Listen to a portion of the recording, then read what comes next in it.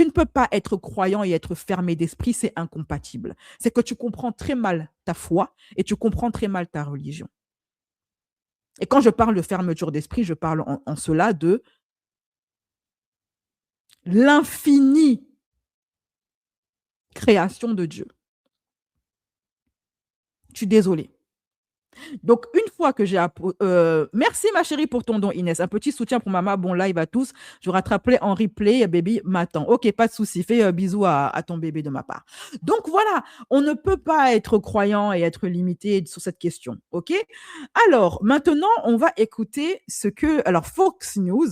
Donc déjà, le dossier de déclassification a été relayé par les médias français, mais également par les médias américains. Donc ça, ce que je vais vous montrer là, c'est une vidéo déclassifiée qui figure dans les dossiers du Pentagone, ce qui avait été caché au public pendant des années et qui viennent d'être balancés, voilà, à la connaissance du peuple. Donc là, c'est une vidéo qui est censée montrer en fait des ovnis en train de voler.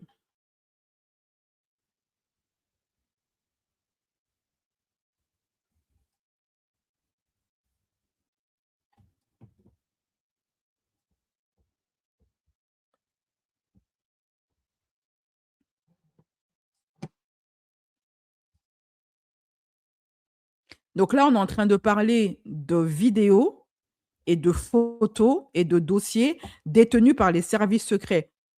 Ce ne sont pas des vidéos qui ont été détenues par ce qu'on appelle complotistes ou ufologues, des personnes comme vous et moi, des vidéos, on va dire, qui sont amateurs, faites par monsieur et madame tout le monde.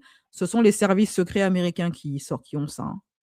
Donc, a priori, c'est sérieux. A priori, c'est pas du fake. On ne peut pas, a priori, je répète encore, taxer ça d'informations de complotistes complètement dégénérés, puisque ça sort de leur propre dossier. Voilà. Après, j'émets bien évidemment des réserves, mais les personnes qui sont contre les complotistes, comme ils aiment les appeler, au moins ça, le fait que ce document sorte des papiers du Pentagone, normalement, ils ne devraient pas y être réticents. Pour eux, c'est censé être crédible. Parce que tout ce qui ne vient pas du gouvernement, pour eux, c'est faux. Donc ça vient du gouvernement. OK? Donc, parmi les races d'extraterrestres qui ont été recensées dans les dossiers déclassifiés, ils en ont recensé 4 espèces qui vivraient parmi nous, et ça depuis la nuit des temps, même bien avant que l'humanité arrive sur Terre. Voici les 4 types. Les gris, ceux qu'on représente le plus souvent dans les films et les autres séries, et en tout cas le monde du cinéma, ok? Ceux-là, on a l'habitude, avec leurs grosses têtes, leurs gros fronts, là. Voilà, ça c'est Alice Cordier, le grand-père d'Alice Cordier. Les reptiliens, eux, on entend beaucoup parler d'eux dans le milieu complotiste et ufologue, notamment en ce qui concerne le gouvernement mondial caché, les élites, mangeurs de bébés, violeurs de bébés. Eux, ils sont beaucoup. Ceux-là, ils ont plutôt une bonne réputation. À part mettre des sons dans le cul, à part être un petit peu scatophile, ça va. Ils n'ont pas une trop mauvaise réputation au sein des ufologues.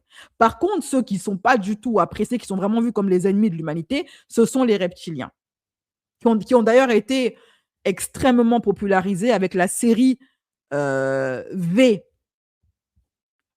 C'est une très, très vieille série, où en fait, une race extraterrestre reptilienne se déguise en être humain et pour gouverner le monde et gouverner les humains en secret, en faisant croire qu'ils sont venus en paix, qu'ils sont là pour notre bien, mais en fait, ils sont là pour bouffer nos ressources et violer nos bébés. OK? Autre espèce dont on parle moins, les insectoïdes.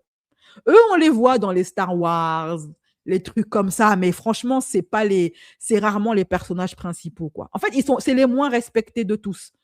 Voilà.